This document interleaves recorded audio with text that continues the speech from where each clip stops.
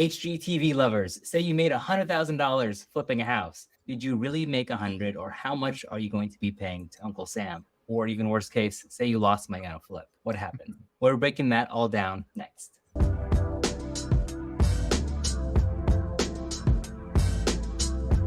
Welcome to Office Hours, a tax podcast by Fujikawa Associates, and we're your hosts. My name is Josh Bolivino.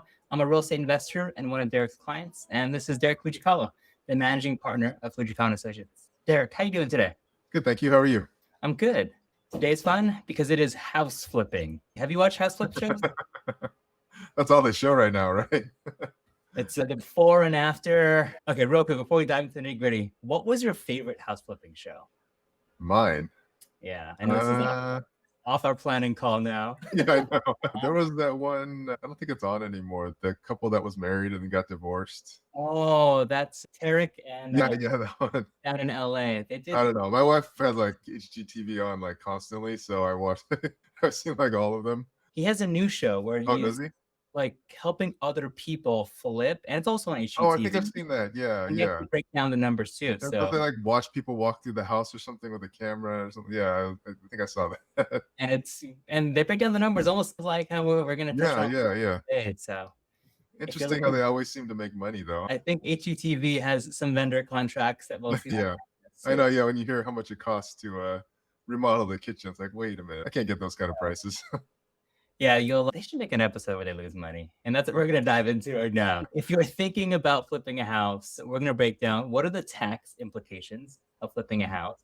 And Derek, I guess first question is, how many flipping clients do you have?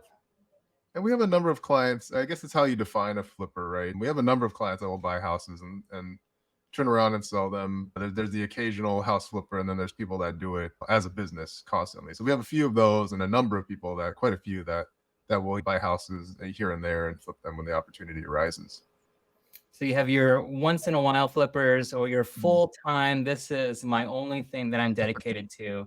I don't know, in your mind, as you're looking at everyone's basically financials, how many of them are actually making money? Well, the last few years, it seems like everyone was making money, right? The market you could buy a house and just hold it for a couple of months and turn around and sell it and make money. Over the long history of everything, most of them generally tend to make money. The market over time will rise. But I do have a lot of clients that bought at the wrong time. Not a lot, but I have clients that have bought at the wrong time. Most notably in the 2008 when things were just going crazy and people would buy houses, turn around and sell them, do minimal upgrades and turn around and sell them for huge profits up until the market crashed. And you had a bunch of people that bought houses right before it crashed. And then they were stuck with these houses that they couldn't sell for even what they bought it for. And so there were a lot of foreclosures, a lot of short sales, things like that. Yeah, it seems like this year's tax returns, I'm sure, as there's been especially in the Bay Area, a decent market correction, we'll see a lot of people who actually were able to make money or who got caught, or hopefully be able to at least refinance and find some creative way to make it work.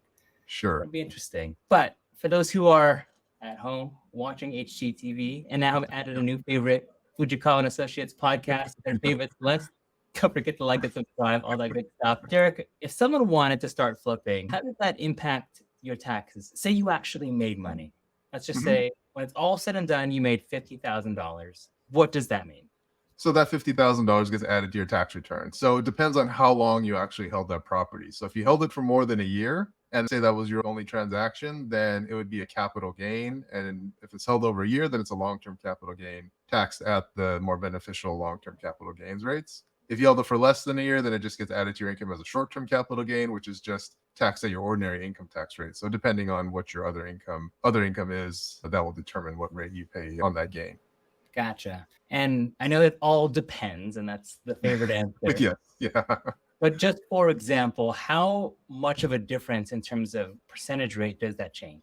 It could be a huge difference. If you're in the highest tax bracket at 37% federal, then that you'd pay that as a short-term capital gain, you would pay that 37% on that gain, versus if it was a long-term capital gain, you'd pay say 20. There are some other taxes involved. There's some additional Medicare, other things, but this is just the basic, your regular income tax rates. That's a 17% spread there.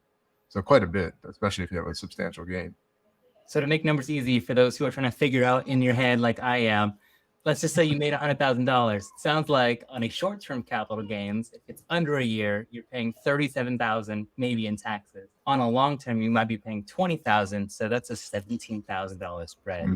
That is a Yes. Honda Civic. Okay, fair enough. What if you live in a flip? The live-in flip, I'm gonna buy this ugly house. Come on, honey, we're gonna fix this up and sell it in a few years. How does that change? Yeah, so if it's your primary residence, so if you own and occupy, the rule is if you own and occupy it for 2 of the 5 years prior to selling the property, then you can exclude up to $500,000 of gain on that property.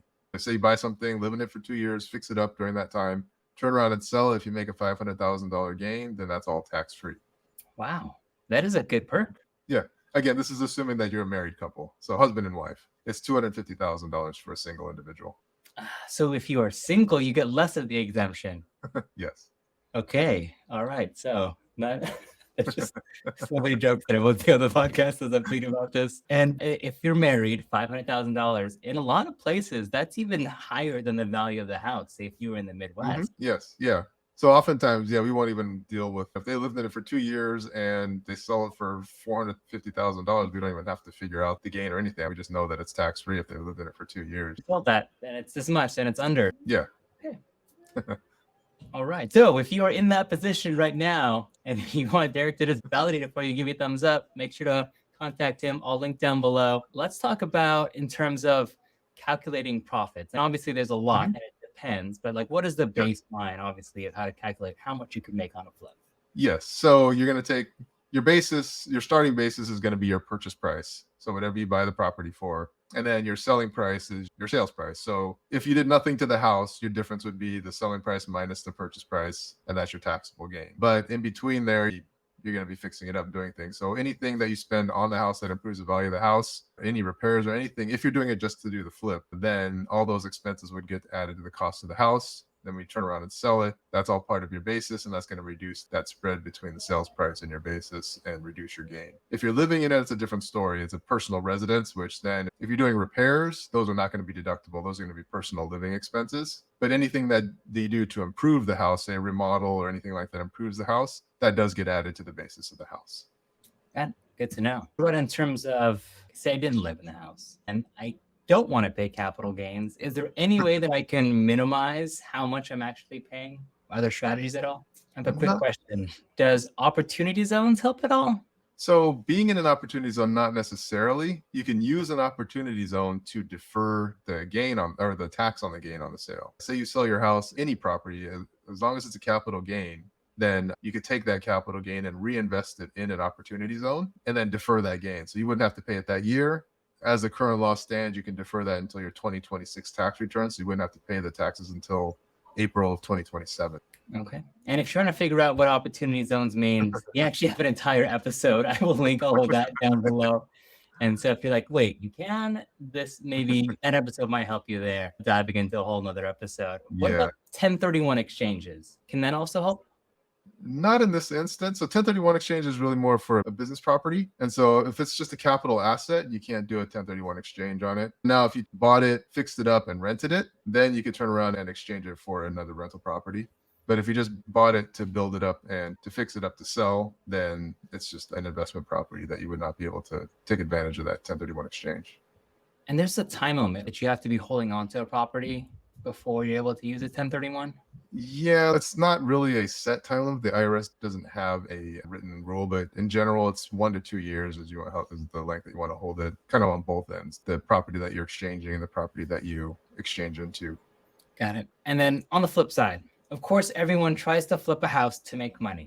With market corrections, raising interest rates, all of that interesting things that are happening. Yes. What are some strategies that people can do to mitigate any loss that they have? Or say they ended up just selling it for a loss, how does that then also impact their taxes? Yeah, so a loss, if it's just an investment property that you're a one-off thing and you have a loss, then that's going to be a capital loss. So if you had a loss on the sale of a stock, so Unfortunately, you're not allowed to deduct the entire loss if it's more than $3,000. You're only allowed to take a net $3,000 loss on your tax return every year. So if that's your only capital gain or loss, then say you had, just for example, say you had a $10,000 loss, then you could only take $3,000 of that and then carry the other $7,000 over to future tax returns. Now, if you had other capital gains, say you sold some stocks or a different property and it had a gain, then you can use that full $10,000 to offset other gains if they're more than 7,000, say, then you can use all of the loss in that instance, but you're only able to take a net $3,000 capital loss. Their IRS wants to tax all your gains, but won't let you take all of your losses. Okay, fair enough. You know what is interesting though, as you think about the losses of flipping, that's probably the scariest part for a lot of people. Sure. I've never realized how powerful just thinking about how taxes can offset losses or other gains can. Most people will, at surface level, just take, I made this or I lost this. But what about Uncle Sam? Yeah, yes, yeah. As with any type of income, it's not always, the gross isn't always what you're going to get, or the profit is not necessarily what you're going to take home. Yeah, that does affect your income. And then obviously the losses will help your tax return. As I mentioned, you can't take all of them at once if they're more than 3,000. Yeah, so maybe not as big of a benefit on the downside, but definitely got to factor that in when you have any significant gain. Yeah, I know that a lot of your clients are real estate investors. And so as we're looking into 2023 and the conversations that you've had with your clients, your own scope of knowledge and the research you've been doing, if someone's looking to flip a house this year, is there any quick advice that you would give them? Really document everything. When you're flipping a house, you're probably going to be doing a lot of work to it, right? And so just being on top of all of your expenses, because there are a lot of things that are easy to miss or easy to forget. And so you really want to make sure that you're keeping track of everything so that you do factor in all of the costs that go into that, because that's going to add to your basis and ultimately reduce your gain. Gotcha. Yeah. And in terms of documentation, is that all just QuickBooks or Xero or Stessa? Ideally, yes, but it doesn't have to be. Even a spreadsheet is great. Anything that just helps you keep on top of everything is really ideal. Okay. If you're out there and you are flipping a house and you would like either some tax advice on that, make sure to reach out to Derek down below. Derek, before we break today, are there any last things you'd like to share with the audience? Sure. As I mentioned before, there's people that will do like one-off flips or once in a while, and then people that do it as a business. Much of what we were talking about applies to the people that are just doing maybe one or even maybe two properties a year. If you're doing, say, 3 or more per year, or doing it kind of on a consistent basis, then this becomes a business. And then it goes as a sole proprietorship or Schedule C, or if you want to incorporate. But it becomes a business, and now it becomes ordinary income. You don't have the option of capital gains or losses. If you're doing it on a regular basis, the IRS will consider it a business, and now it becomes a regular business subject to self-employment tax and everything like that. So just be aware of that you may not be able to take advantage of the capital gains rates if this is something that you're doing on a continuous and ongoing basis. Gotcha. Okay. And is it a dollar amount or is it just a number amount, or this is now a conversation we need to have? More of a conversation we need to have, because even if you're losing money, if you're doing it on an ongoing basis and it's your main source of funds, then really it is a business and it's not necessarily just a capital transaction. Okay.